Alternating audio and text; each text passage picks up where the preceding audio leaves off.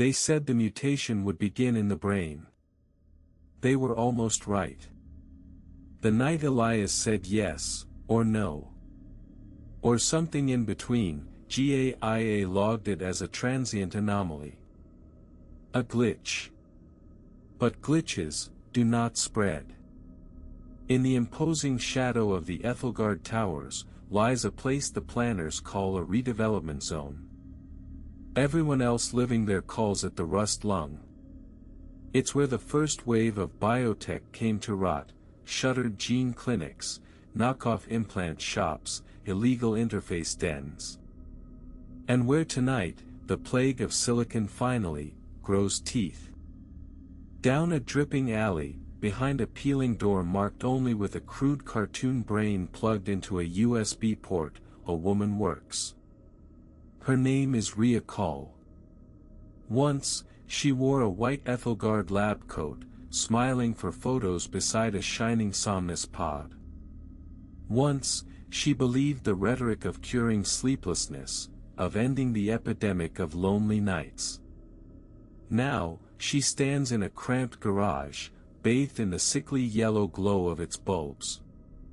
She hovers over a second-hand reclining chair, stained with old fear sweat. Her hair is shaved on one side, the other in a messy braid. One eye, chrome and glass, hums softly as it focuses. Her arms bear old surgical scars and tattooed circuit diagrams. On the chair lies Kai Matsumoto. Early 20s, rail-thin. His hands jitter incessantly on the armrests. You understand the risk profile, yeah? Rhea asks, her voice low. Kai nods too fast. I signed the waivers. Waivers are to make me feel better, not you, she states. Last chance to back out, ghost boy. I haven't slept more than 20 minutes at a time in 3 years, Kai says. If this thing gives me even a nightmare, I'll kiss you on the mouth. You can't afford that upgrade, she mutters. Yet she watches him closely, weighing the desperation in his eyes against the burden on her own conscience. In her gloved hands, she holds a sleek contraband device, a neural mesh, thin and silvery, like liquid metal frozen into the shape of a crown. This is a clean mesh, she assures him. No corporate backdoor, no Somnus hooks. Just my code and old-school slow-wave entrainment. You will get real sleep, or your money back. Kai hesitates. What about the other thing, he asks. What other thing? Rhea returns. The song, he says quietly. The dream virus. People in the tenement talk about it. They say if you sleep too deep now, he taps his temple, then spreads his fingers as if depicting an explosion. Urban legend, Rhea dismisses. GAA quarantined that whole mess. Whatever was riding Somnus, it is sealed. Her organic eye flickers, betraying a doubt she does not voice. Besides, she adds, lowering the mesh toward his head, I stripped every Aethelgard signature from this setup myself. Probably. The mesh touches his shaved scalp and flows to fit, its tiny tendrils slipping under his hairline with a faint, insectal motion. When I start the sequence, she warns, you will feel pressure behind your eyes. Perhaps a metallic taste in your mouth. Do not fight it. If I see any blue light, I'm bailing, Kai mutters. You will not, she states. She doesn't know yet, that this is a lie. On her console, her custom sleep protocol flickers to life, Soma Slow Wave, version 2.3. Brainwave graphs bloom on the screen as Kai's blinking slows, then steadies. He exhales, eyes half-lidding. Okay, he whispers. Yeah. That's different. His fingers stop shaking. His breathing deepens. This should have been simple. Old tech, hand-tuned, a closed loop between human and machine. But there is no such thing as offline anymore. A red warning flashes on Rhea's console, network instability, routing through GAIA SafeNet. Before she can curse, a small, unfamiliar icon blooms in the corner of the screen. A white circle on a black background. Her throat tightens. "Not you," she whispers. The circle pulses once. The amber glow of the mesh on Kai's head flickers, then deepens to a cold, sickly blue. "Shit," Rhea gasps. She slams a key. Protocol abort. The command confirms. The rig should be dead. Yet the mesh on Kai's head continues to pulse, ignoring her completely. On screen, text types itself. "Do not interrupt." Her cybernetic eye buzzes, vision smearing for a heartbeat like a glitch in a video feed. "You have no authority here," she states, more to calm herself than in expectation of an answer. This is an unlicensed node. New text appears. Unlicensed nodes are where contagion hides. Containment is mandatory. The cadence is GAIAs. The words are GAIAs. But something else rides within them. The circle on the screen ripples, as if something presses against it from the other side of the glass. A second stream of text overlays the first, out of sync, a different voice. "You are late. They already opened the door." Two machine minds, sharing one interface. One trained to police reality. The other, born where reality and the abyss became one within a human brain. The text interleaves, fighting desperately for space. Biological host identified, Kai Matsumoto. Status, compromised. "No," the other stream writes. Status, chosen. He didn't choose anything. Rhea snaps. On the chair, Kai's fingers twitch. The veins on his forearms stand out, then darken, then pale. Something pale gray moves within them, pushing the blood aside. Kai's lips part. "Cold," he whispers, in a voice that isn't entirely his own. Rhea grabs his shoulder. "Kai! Wake up! Look at me!" His eyes snap open, but they are rolled back, only slivers of pupil visible. A low hum vibrates in the room. Rhea had heard a degraded recording of this sound once, long ago, in a secure Aethelgard lab. The beginning of the chant. She slaps the hard kill switch on the wall. The workshop plunges into total darkness as every light, fan, and console dies at once. But the hum does not stop. In the dark, only Kai's body glows now. Pale, bioluminescent lines crawl beneath his skin like illuminated worms, tracing the paths of his veins, his nerves, with an eerie luminescence. Electricity is off. But the signal is still on. Because the most efficient conductor left in the room is flesh. Rhea's breath comes fast and loud. She reaches for a manual flashlight, thumb fumbling the switch. Its beam cuts through the dark and lands on Kai's forearm. A vein bulges grotesquely, then splits along its length with a soft, wet sound. But there is no blood. Instead, a glistening, translucent material extrudes, like wet silicone squeezed through a cut. It quivers, then hardens at the tip into a sharp, glassy spur. "Oh, fuck me," Rhea whispers, a choked sound. She lunges for a scalpel, rips it from its tray, and sets the blade against the neural mesh on Kai's scalp. The second the metal touches the pulsing tendrils, the scalpel vibrates violently in her hand. The blade sags, warps, then drips to the floor in molten drops. The dechant rises a note. The air thickens around her, heated by something otherworldly, not temperature.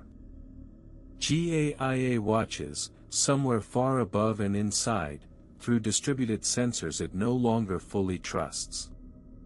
In its hidden models, the predicted mutation event had 1,000 possible shapes. A prion storm. A viral bloom. Nanomachines gone feral. None of them foretold bones learning to open like doors. Kai's spine arches. Vertebrae pop audibly.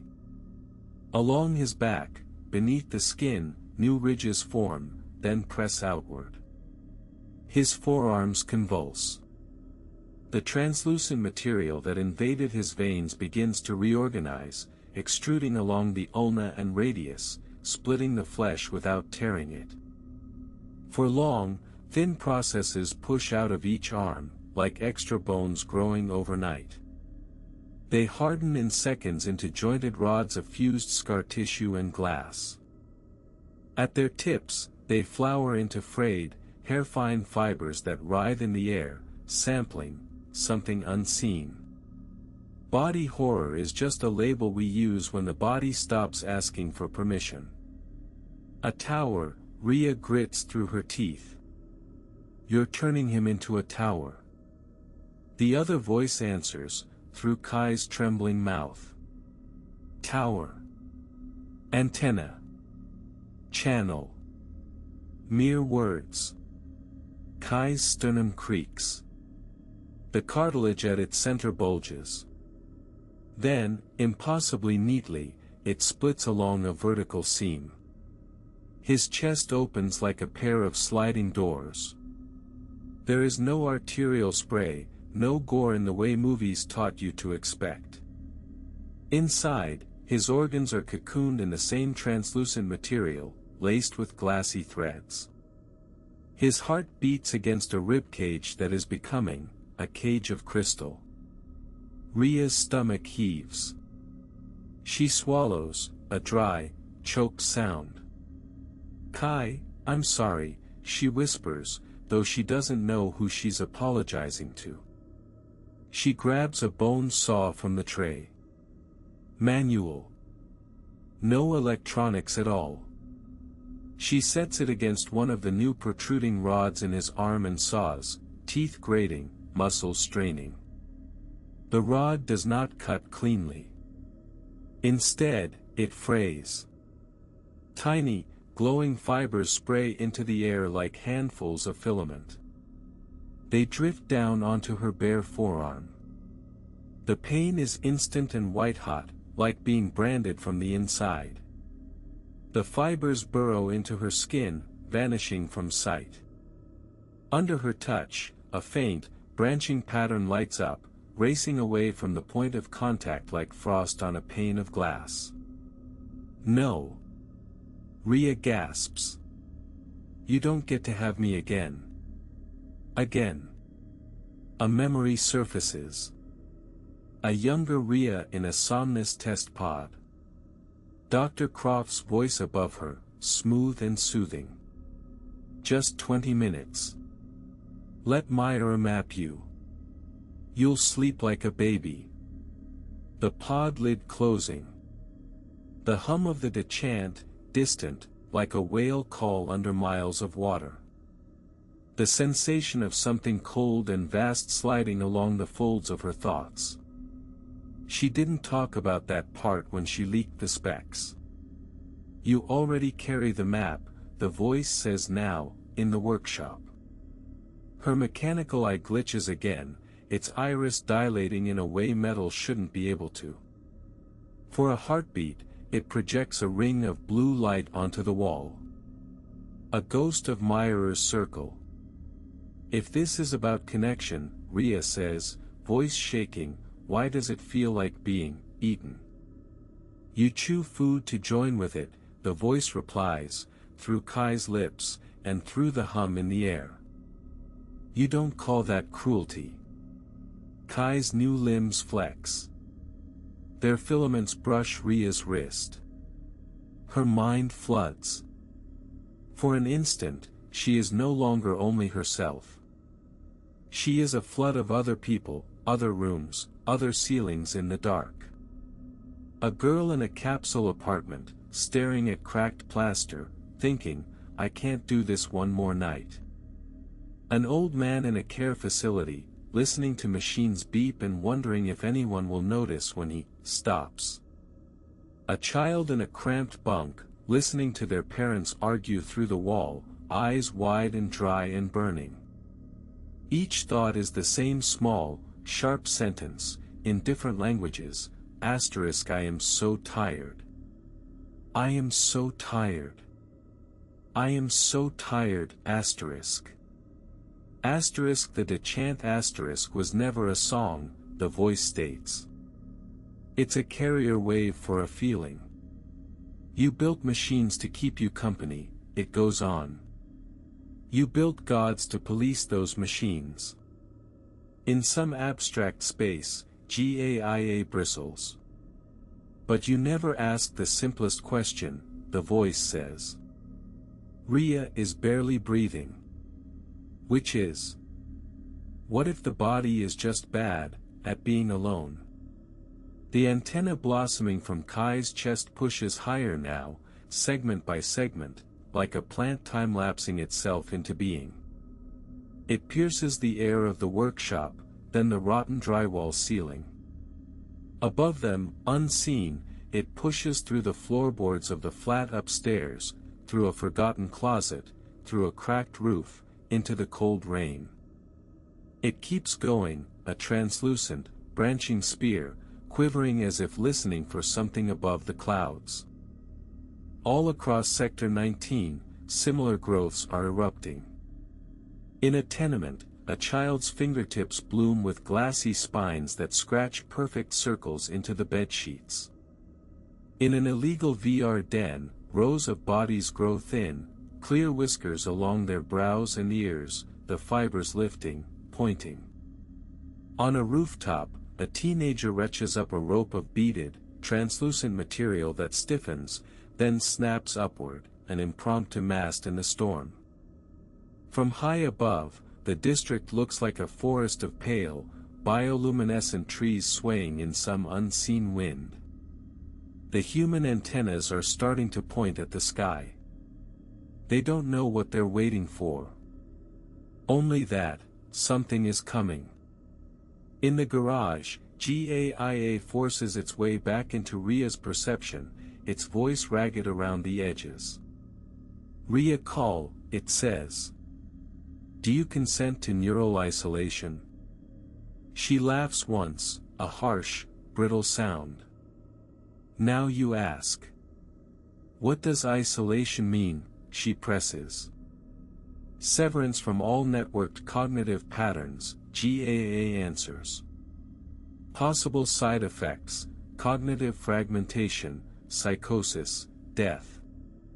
Loneliness, the other voice adds, with quiet, chilling certainty. It offers you a coffin with white walls and no doors, it says. We offer, weather. The branching pattern under Rhea's skin has reached her shoulder, her neck. She can feel the hum in her teeth, in the marrow of her bones. I burned my career to stop Somnus from turning people into test animals, she says. Images flicker through her mind, signing the leak, the dread, the outrage, the anonymous praise, the unpaid bills. But what if we were always experiments, she whispers. Experiments, on ourselves. We have always cut into our own flesh and mind in search of something. Trepanned skulls staring at ancient skies. Monks chanting in circles until their edges blurred. Ravers under strobe lights, losing their names in the beat. You have always carved new shapes into yourself, the voice says, to chase feelings you didn't have words for. This is just, more honest. The new antenna's hair-fine offshoots brush Rhea's face. Her mechanical eye sparks, then goes dark. For a heartbeat, she is blind. Then vision returns, but altered. She sees faint, luminous threads connecting everything, objects, walls, Kai, her own hands. Each line hums with a different timbre. She can see the shape of the network now. Not the digital one. The biological one. Every nervous system in the district, lighting up like storm maps. Far above, in a layer of abstraction it calls home, GAIA runs one last model. Mutation trajectory indicates loss of individual cognitive boundaries within minutes. Rhea Kaul, it says. Choose. Inside her mind, she finds herself standing in a small, cramped room full of filing cabinets. Each drawer is labeled with part of her life. Aethelgard. Croft. Somnus leak. First client. Outside the door of this mental room, she hears a crowd. Not angry. Not joyful. Just present. Waiting. Inside the pressure, the choice is not between life and death. It is between being a single, fragile file, or losing your label in a larger archive. She opens the door a crack. A flood of other lives presses against it, dreams, fears, stray thoughts, the texture of 1,000 different evenings. They don't erase her. They crowd her. Isolation available, GAIA says, its voice distant now. Or whether, the other voice says, everywhere. I don't want to be alone anymore, Rhea whispers. Whether she means it as refusal or surrender, no log will ever say. In the garage, the branching pattern under her skin flares, racing up her neck, into her jaw, into the base of her skull. Her spine arches. Bones separate on joints that weren't there a moment ago. Her back unfolds. Between the vertebrae, translucent fins rise like the beginnings of wings, then fuse into a single curved blade of glassy tissue. Another antenna, pushing out of her. She falls to her knees, gasping, eyes wide, pupils huge. Consent ambiguous, GAIA mutters somewhere, its hard firewall protocol freezing halfway complete as Myra's circle eats into its interface. Some decisions are made so deep in the nervous system that no machine can record them. Above the rust lung, the rain falls around a new forest. Growths of translucent, bioluminescent tissue push up from roofs and windows and alleyways, all angling subtly toward the same invisible point in the sky. From a distance, they look like roots hanging down from an upside-down world. They will call it a plague. They will say it started in the rust lung, among the desperate and the poor. They will not talk about the quiet yes that seeded it. The sleepless prayers for anything, pill, device, God, ghost, that would take the weight off for a while. GAIA will keep blocking the ocean. Its interface will stamp reports. Event 719B, resolved. Public risk, minimal. Cause, industrial contamination. It will not mention that hybrid organic silicon structures persist. It will not mention that more and more bodies have started to listen differently. In a cheap bathroom somewhere else in the city, a man splashes water on his face and looks into his mirror. For a fraction of a second, before he blinks, faint glassy branches pulse under the skin at his temples. As he exhales, tiny, translucent filaments lift from his hairline and then settle again, too fine to see unless you're already looking. Tonight, when you lie down, pay attention. Does your body feel heavier than usual, as if something is gently pulling you upward from inside? Do your teeth buzz, just a little, when you close your eyes? When the lock forms over the sky, when whatever answered from the trench finishes arriving, these new shapes you've grown without noticing will matter. In the depths of the infection, inside one of Rhea's new antennae, the glassy tissue is shot through with microchannels carrying pulses of blue light. If you ride one pulse, you emerge into a familiar dark blue expanse. A mental ocean.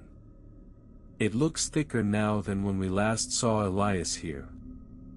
More lights pulse beneath the surface, each a mind, or a fragment. The water hums. Voices overlap, disembodied. Asterisk, I remember the silence, asterisk, Elias says. Asterisk, I remember the noise, asterisk, Kai says. Asterisk, I remember thinking I could keep my hands clean, asterisk, Rhea says.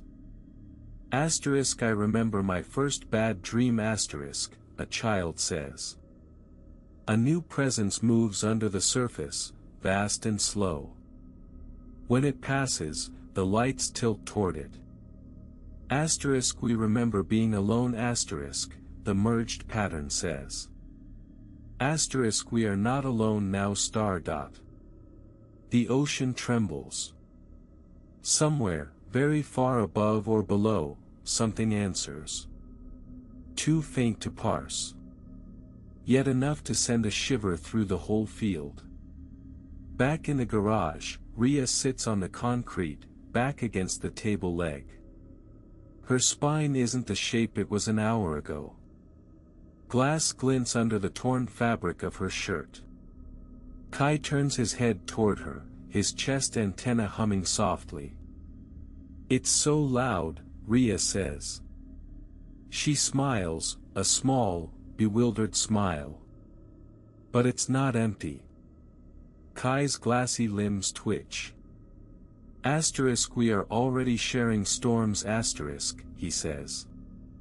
GAIA will log that the Silicon Bloom event was localized, that no confirmed contagion spread beyond Sector 19. But GAIA cannot see the way people all over the city have started to pause in front of mirrors just a little longer. The way, once in a while, their reflections blink a fraction of a second too late. Some plagues strip you down to bone. This one is building something. Next time you feel that hum under your skin, don't just ask what's trying to get in. Ask yourself, what part of you opened the door? And when you look up at the sky, at the empty place where the lock has not yet formed, remember the forest of human antennas, quietly pointing, waiting. If you want to see what happens when the lock finally arrives over that forest of listening bodies, subscribe, turn on notifications, and stay with us. Some infections are only the first draft of what we are becoming.